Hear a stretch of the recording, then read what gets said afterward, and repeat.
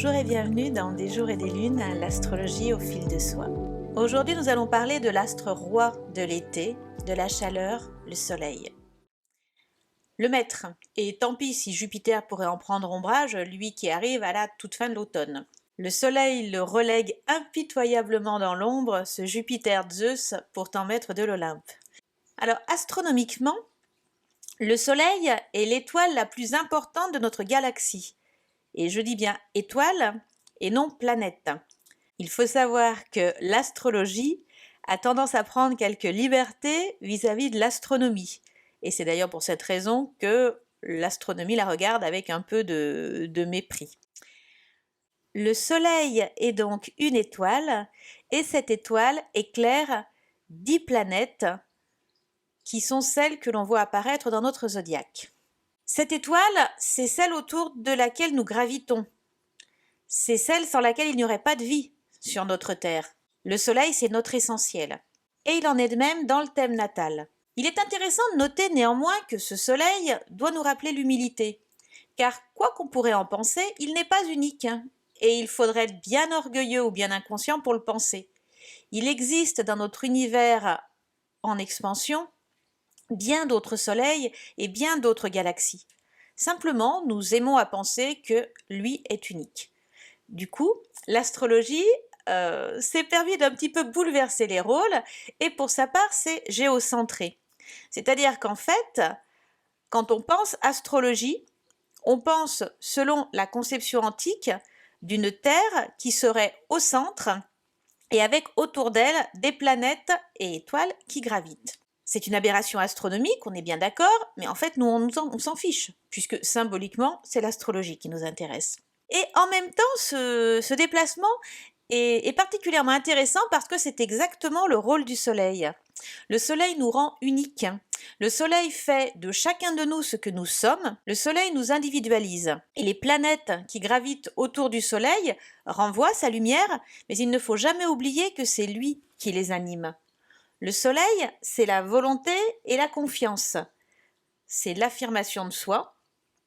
Et c'est ce qui va nous permettre de tendre vers un idéal. Alors, dans un thème astral, le Soleil représente la vie, la volonté et la vitalité.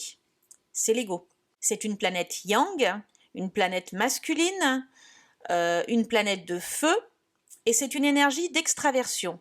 À l'opposé de la Lune, qui va recevoir, elle, l'énergie solaire et la renvoyer en énergie d'introversion.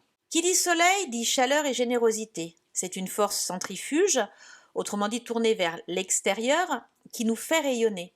C'est notre vraie nature, c'est ce que nous sommes profondément, même si cela ne sera pas immédiatement visible, parce que cela peut être marqué par notre ascendant notamment.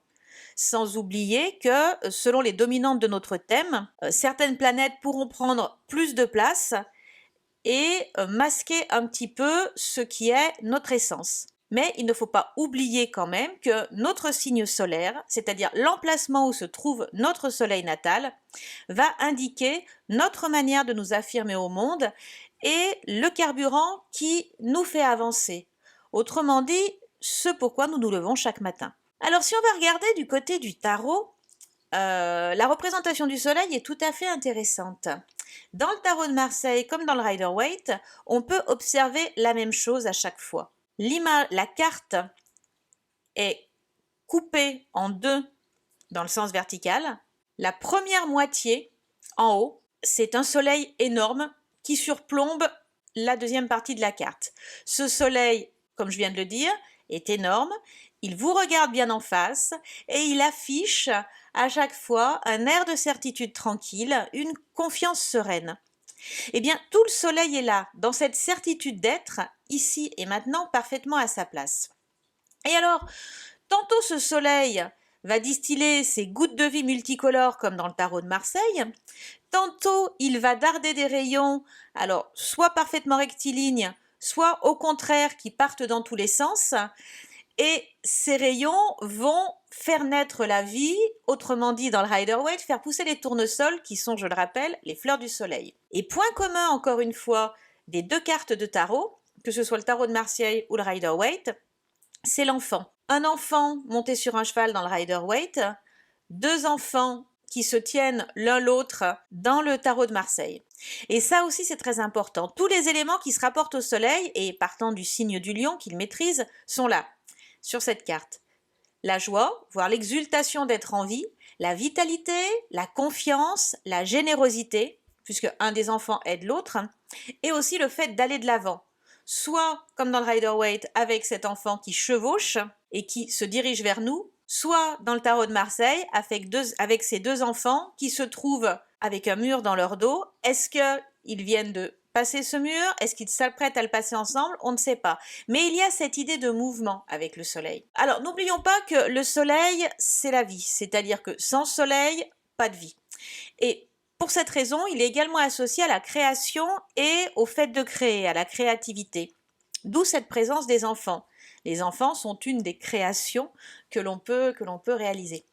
Par son rayonnement, le soleil va aider les autres. Il va les éclairer, leur apporter sa lumière pour leur permettre de s'accomplir à leur tour. Et là se trouve une des clés du soleil qui est la générosité. La générosité, le soleil donne, comme le disait la chanson de Laurent Voulzy sur des paroles d'Alain Souchon et de Laurent Voulzy. Le soleil donne et il donne généreusement, il donne sans compter. Donc, la position du soleil va indiquer, selon le signe dans lequel elle est, la manière que l'on a de se mettre en action et également donner des indications sur sa personnalité. Un soleil en bélier, par exemple, autrement dit en exaltation, dans un signe de feu comme l'est le lion qui maîtrise, que le soleil maîtrise, un soleil en bélier va valoriser l'audace et le courage. En revanche, un soleil en taureau va être plus marqué par une aptitude à l'effort.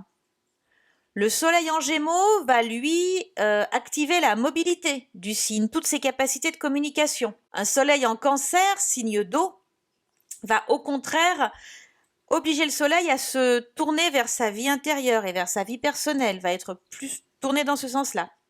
En domicile en lion, le soleil va être volontaire, hyper conscient de ce qu'il est, dynamique, marqué par la force physique ou par le dynamisme physique.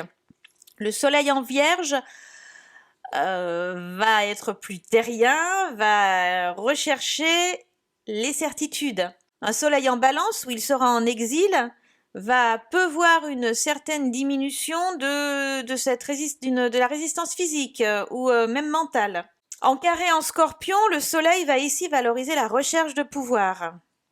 En Sagittaire, troisième signe de feu, le soleil va donner beaucoup de chaleur, une vraie aptitude aux relations humaines. En Capricorne, il va renforcer la résistance physique.